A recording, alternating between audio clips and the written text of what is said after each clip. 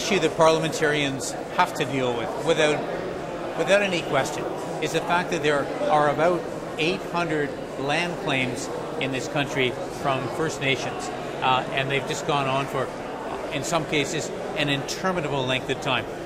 First Nations people are very frustrated by this, and as you may know, there's a National Day of Action that's been set for the end of June. Now, the Prime Minister and the Indian Affairs Minister this week announced a new process to try and deal with land claims in sort of a judicial or quasi-judicial fashion. Is that a good idea? Is this actually going to end some of the frustration we've seen on the part of Natives and some of the actions that we've seen, such as ongoing right now in Caledonia? Well, I'm joined by one of my colleagues, Anita Neville, Member of Parliament for Winnipeg South Centre. And Anita, you are very much involved in this, and you're an expert on this particular area. And tell me now, do you think that this initiative from the Conservative government is a positive one? This is certainly the first step forward from this Conservative government as it relates to Aboriginal people. Yesterday, as the Minister and the Prime Minister were making the announcement, I thought to myself, they've taken 5-10 steps backward as it relates to Aboriginal people, and finally we're taking one step forward. But I have to emphasize that this is only a small piece of the puzzle.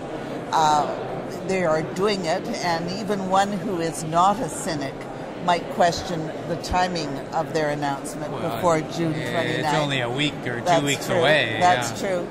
But it really is an important step forward, but it's only, as I said earlier, a small piece of the puzzle. They're not addressing the issues of poverty. They're not addressing the issues of children in care. They're not addressing the issues of infrastructure. They're not addressing the issues of capacity. They're not talking about all of the Aboriginal programs that they've cut here in government.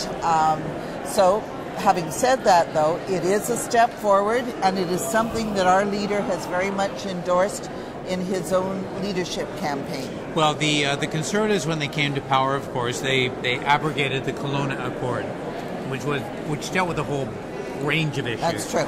They've dealt with residential schools in some fashion, and now land claims. So do you think they're starting to understand, do you think they're starting to get it, that actually First Nations issues have to be dealt with?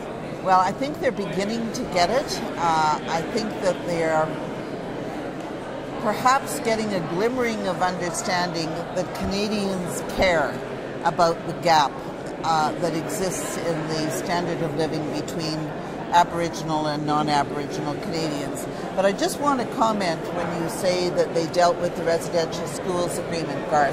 They concluded the residential schools agreement. Right. It was negotiated by the previous government, by Andy Scott, by Paul Martin, and it was negotiated in good faith, and they concluded it.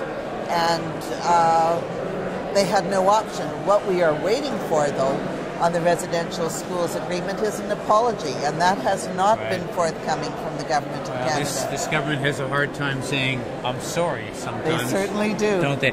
All right, well, what are you going to do as an opposition member watching this process carefully now to make sure it stays on track? And what can we do? What pressure can you keep up in the House to make sure this thing works? Well, the reality is that most of the activity will take place over the summer while the House is not in session. We will be monitoring the process. The Minister announced during his announcement yesterday, unbeknownst to the Assembly of First Nations, with whom he had concluded some agreement, he announced that he would be doing a consultation process over the summer on this.